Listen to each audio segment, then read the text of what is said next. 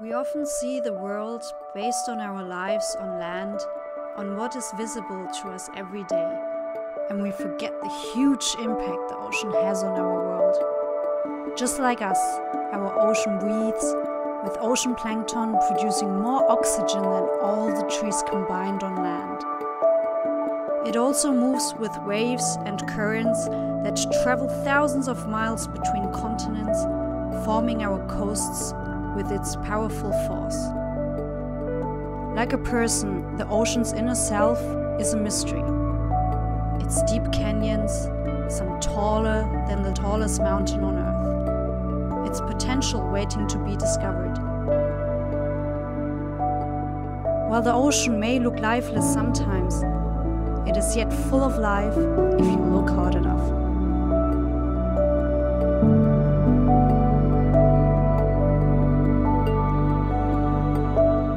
Formed by volcanoes rising up from the sea, the Azores sit in the vast and empty Atlantic Ocean, providing a resting stop for many travelers, some above the water and others within the sea.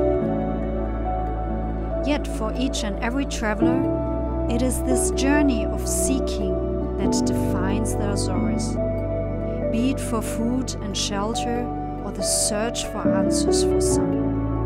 Because for few of us, sometimes we go to the ends of the earth to find the answers closest in us.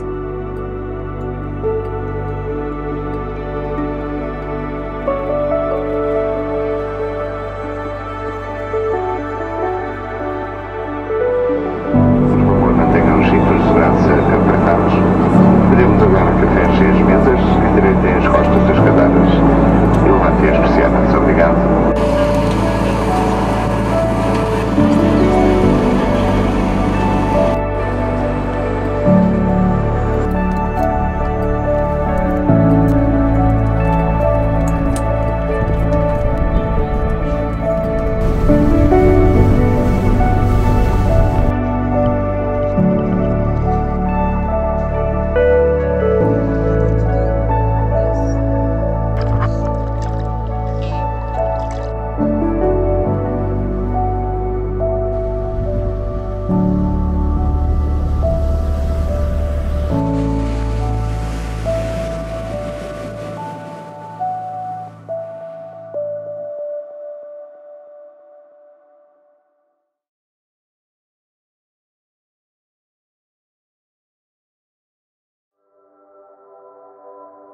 Together with Pico and Sao Jorge, the island of Faial forms the islands of the inner triangle, between which all manners of life and communities have sprung up.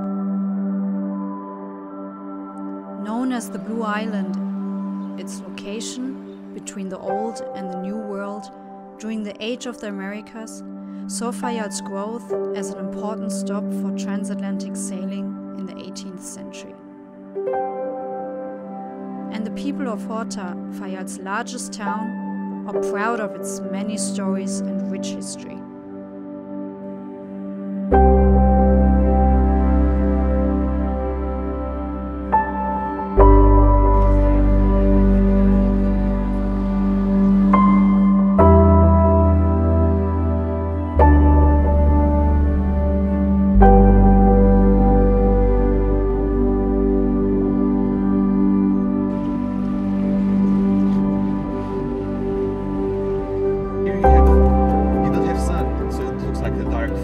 My name is Kevin Goulart.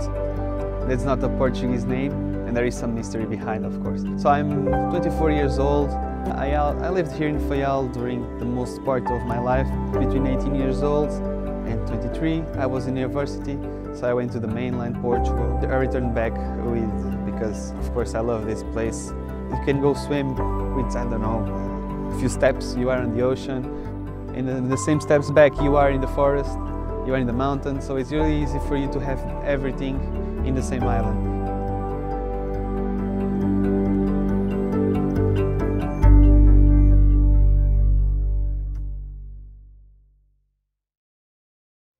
My grandparents, they lived here in Faial, but then in 1957 we had a big eruption here in Faial. Capelinhos volcano erupted between 1957 and 1958, so they had to evacuate the island because the village that they were living, it was completely destroyed. All the houses were covered with ash, all the farms were completely destroyed, so they had to move out. And the United States was the country that basically opened the arms for the Azorian community. So this history is not just from my family, but from a lot of people around the Faial Island, and also Azorian community in general, because basically they had to go away and then return back, and this still happens not just with the old people, but also with the young ones.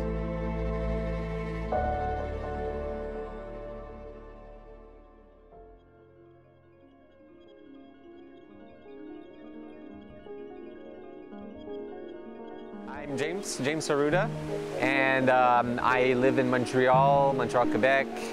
My own parents, my dad lives on an island very small to the southeast of the archipelago called Santa Maria.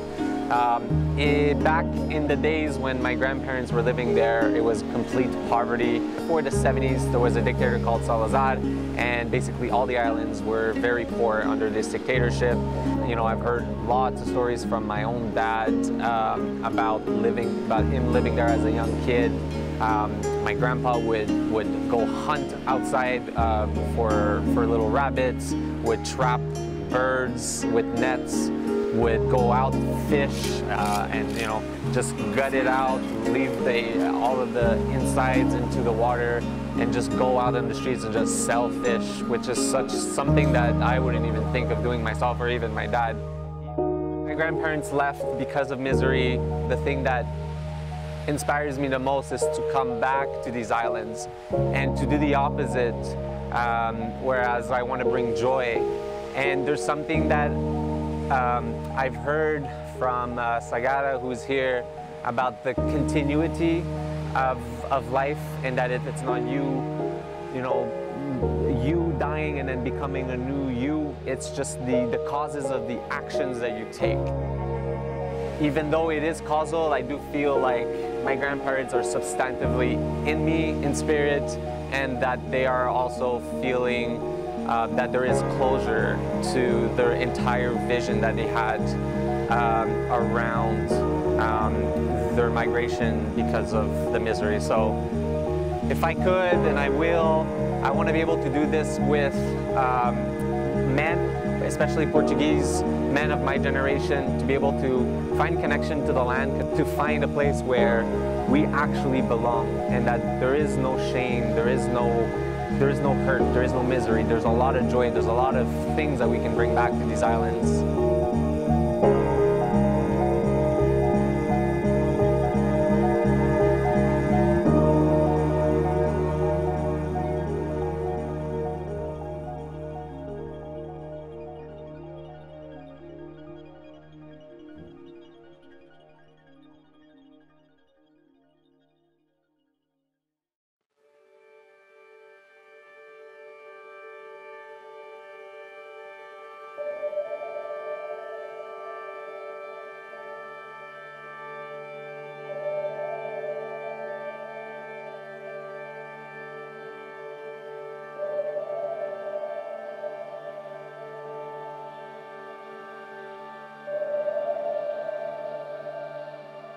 My name is Ondine, and I practice freediving because I love the ocean.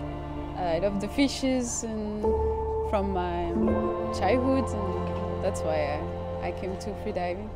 Came to the Azores because I was searching for a place, really nature place, with not a lot of tourism, and but with a lot of fishes also, and not too far from Europe. So it was perfect for me.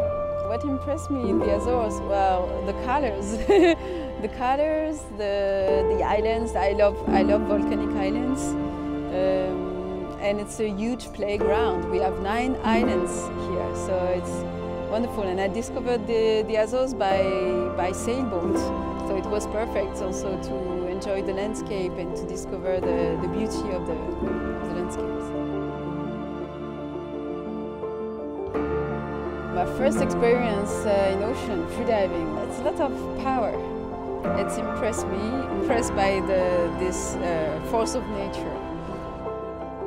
I remember that I was in Egypt and I came to 10 meters deep and I was surrounded by dolphins and it was really amazing because I was just looking at them at the bottom and they were turning around.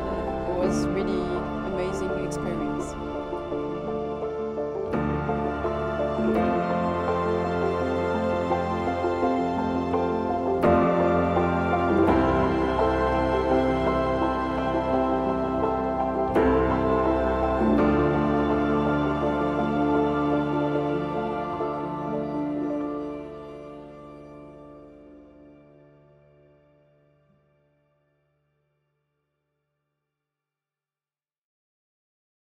So the ocean is a mix of feelings, sometimes good feelings, sometimes bad feelings.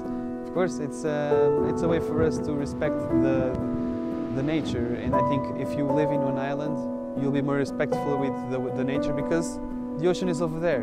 And you know, if the ocean is not happy with you, the waves will come, like they come with the Hurricane Lorenzo in 2019, destroyed a lot of things here in Faial. Who lives in an island will respect the nature because in reality we can see the direct impacts of the human hand. My name is Sagara. The whole name is Sagara Priya. That is my Buddhist name. And when my teacher gave me this name, I was very happy with it because Sagara means ocean and Priya means lover. The ocean was my first experience of giving myself to something bigger. When you're in the ocean or whenever you are in any endeavor that is bigger than yourself, there's this tension between the love for it and also the fact that you're dealing with the unknown and that you're dealing with something that is much greater than you and therefore something that you do not control. And there's a sweet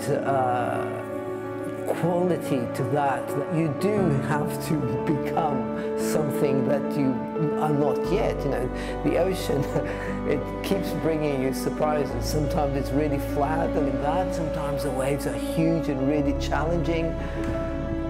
I think that the ocean really taught me an awful lot about life. And the business of you fall and you get up again, it's just part of it. I mean, in surfing, falling off, it's just part of the way things are, just like in life. As a young kid, I didn't know why I loved it so much. I just dedicated myself wholeheartedly as much as I could.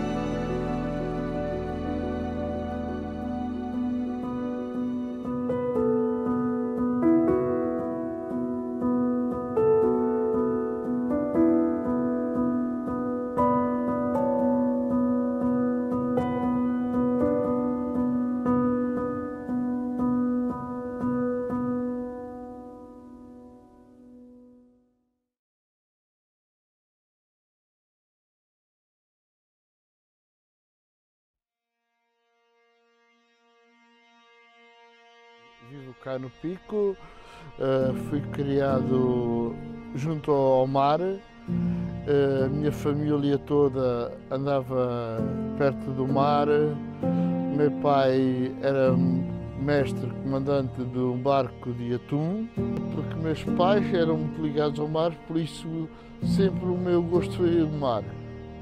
Porque eu antes, quando passava no barco do atum, e via baleias ou golfinhos, não sabia identificar, porque aquilo não me dizia nada. Depois, hoje em dia, faço isto com gosto, sem identificar, sem dizer qual é uma baleia de barbas, uma baleia, um cachalote, um golfinho, sei falar um pouco sobre todos os cetáceos que a gente tem aqui nos Açores. My name is Rita Leitin. I'm a marine biologist, so I always had the passion to be around the ocean. When I was a kid, my parents and my grandparents, they all worked with the ocean.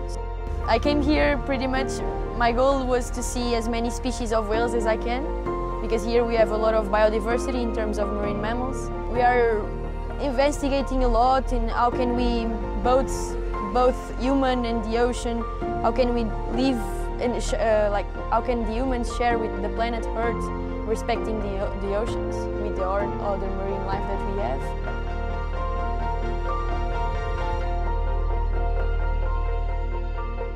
Besides whale, I got to see very nice things like mantas, whale sharks, a lot of fish. And yeah, this is kind of the place to be if you want to work as a marine biologist.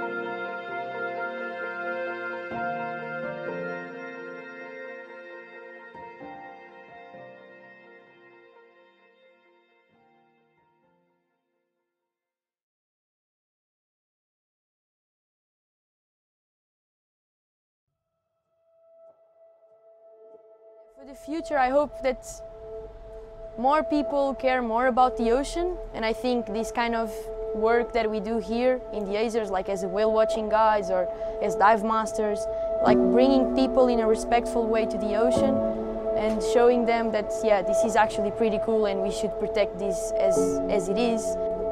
Conservation, protecting the ocean, I think we still have a lot of work to do because things are not good as they are right now. And I'm not super proud of what humans are doing to the ocean.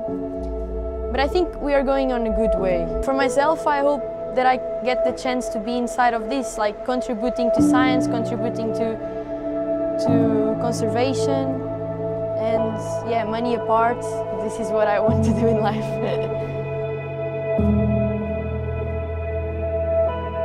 Just like the vast ocean has one taste, so do the teachings have one taste, the taste of freedom. And I think that's what you get to taste if you take care of your inner ocean, the taste of freedom.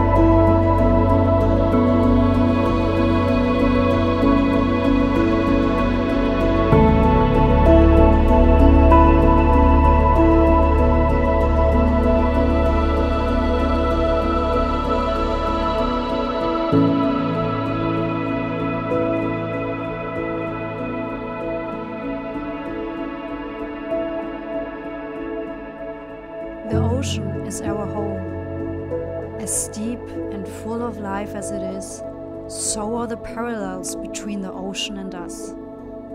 Ocean currents that bring nutrients across a vast emptiness, like how fresh inspirations and thoughts flow. Waves on the coasts, like the ocean's own expressions and movements, each unique to its own. Many times we may have forgotten these connections. And maybe that's why some of us took this journey across the wide ocean and to the ends of the earth, with friends above and under the water, to find the answers in us, the beauty within, and the beauty out there, and to know our place in the great cycle of the